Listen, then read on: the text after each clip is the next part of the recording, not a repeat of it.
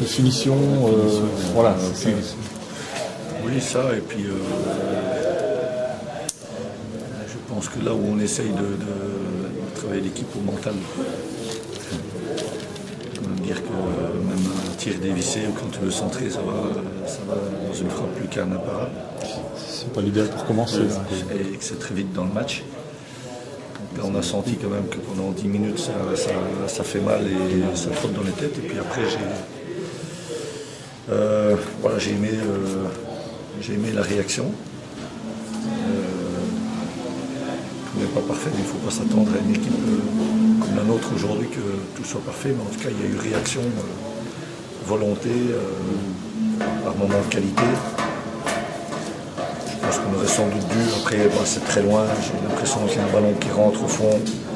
Ça c'est de l'impression, si je suis du côté adverse, je vais penser qu'elle ne la franchit pas, donc ça c'est toujours, mais j'ai quand même une impression que le gars va le chercher derrière moi. Après ça, on ne le saura pas. Il n'y a quand même pas grand chose qui tourne en notre faveur, les semaines qui lèvent le drapeau et c'est jugé différent par l'arbitre. Ok. Pour une fois qu'il y a un juge de touche qui intervient, l'arbitre ne le suit pas et je pense que clairement sur Mehdi Nazar il y a pénalty dans ce match.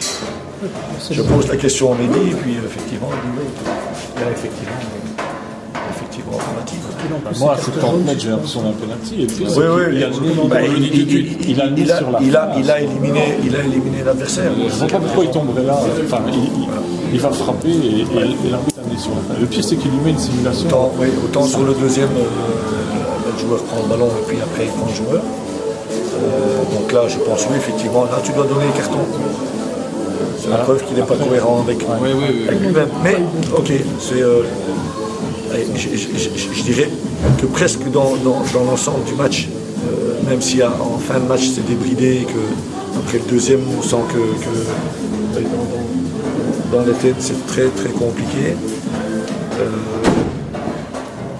Parce que fatalement notre situation nous rend fragile. Mais à part ça, c'est quoi? C'est un tir dévissé qui finit au fond et un tir cadré qui finit au fond. C'est 2-0. Sinon, on n'a rien à rendre à cette équipe sur le reste, sur le contenu. Rien à rendre, si, quelque chose, puisque on est là où on est, ils sont là où ils sont. Donc c'est que quelque part, il y a quand même malgré tout des grands manquements aujourd'hui chez nous. J'allais dire, enfin je ne sais pas si vous êtes d'accord avec moi, il y a un petit peu une sorte d'irrégularité chronique de certains joueurs. Vous savez, il y a des joueurs, on commence le match, on ne sait pas s'ils vont être là ou s'ils vont être là. D'une semaine à l'autre, ça change. Même pour parler des tas de formes qui se prolongent, et c'est jamais les mêmes, hein, je veux dire. Mais de nouveau, c'est une bonne analyse, puisque le manque de stabilité dans le 11, c'est tout simplement parce que depuis le début de la préparation, on reçoit aucun signal en tout cas très peu. Je prends un exemple en termes d'attitude. Il y a des gens qui étaient à l'entraînement jeudi. Simba a arraché tout. Il a arraché tout.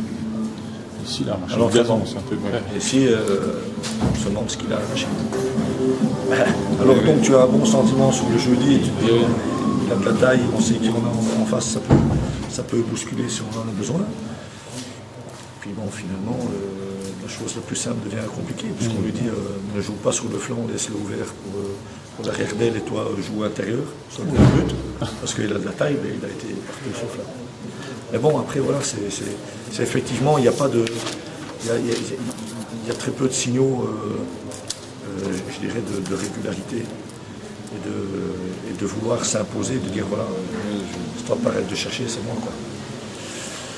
Donc ça c'est fatalement un peu compliqué de trouver la stabilité et puis trouver. Oui, forcément, plus de défaites s'accumulent, plus c'est compliqué. Oui. Oui, mais bon, voilà, il faut. On va essayer de rameuter tout le monde derrière la même cause, une cause globale aujourd'hui. On n'est plus que dans les problèmes sportifs, on est des problèmes généraux d'un club. Donc,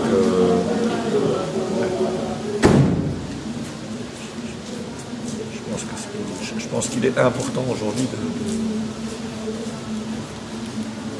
d'avoir plus que jamais, mais bon, il y a des choses qui sont intéressantes. Je ne parle pas que du niveau sportif, mais dans l'ensemble du club. J'ai l'impression qu'il y a... en tout cas, j'espère. On ne peut pas avoir 100%. Il va y avoir en tout cas une partie qui vont adhérer à l'appel à la solidarité. Et puis la solidarité, moi je ne parle pas sur le plan investisseur, des choses comme ça, je parle des sportifs. Je parle des entraîneurs, des jeunes par exemple, tout ça, on sent que allez, il y a toujours le mot de motivation derrière. Après, je dirais qu'en termes d'investisseurs, tout ça, même si on essaye de mettre là, j'ai trouvé cette pression négative, dire qu'un investisseur était dans la tribune samedi dernier, qu'il est reparti. Je ne pense pas que c'est la prestation d'une équipe qui fait qu'un investisseur vient investir dans un club, c'est une conviction d'investir dans un club. Ah oui. Et je trouve c'est bien de le souligner, mais c'est pas la prestation. Là, c'est une pression, ça c'est une pression négative sur de penser qu'effectivement il n'y a pas d'investisseurs, que les supporters ne viennent pas. L'année dernière, on n'a pas joué devant 3000. Oui, non. On a sur 6 matchs autorisé tout le monde. J'ai pas vu 50 personnes en plus dans le stade. Donc ça c'est un faux débat, ce sont des fausses questions. Ce sont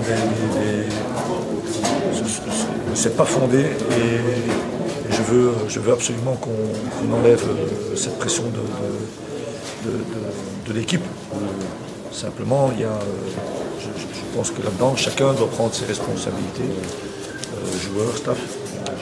J'ai beaucoup apprécié l'abnégation et la manière de notre capitaine de montrer la voie dans l'engagement, dans le duel et de ne pas lâcher de la première à la dernière minute. C'est par ça que ça passera.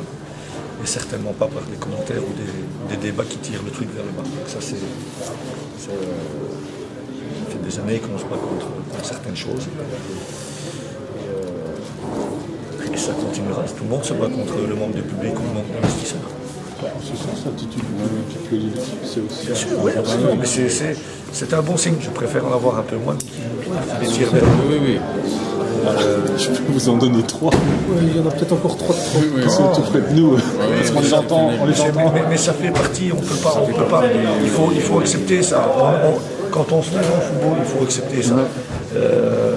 Là, c'était le mot pécho, franchement. Oui, mais bon, c'est comme ça. Ça fait partie du foot.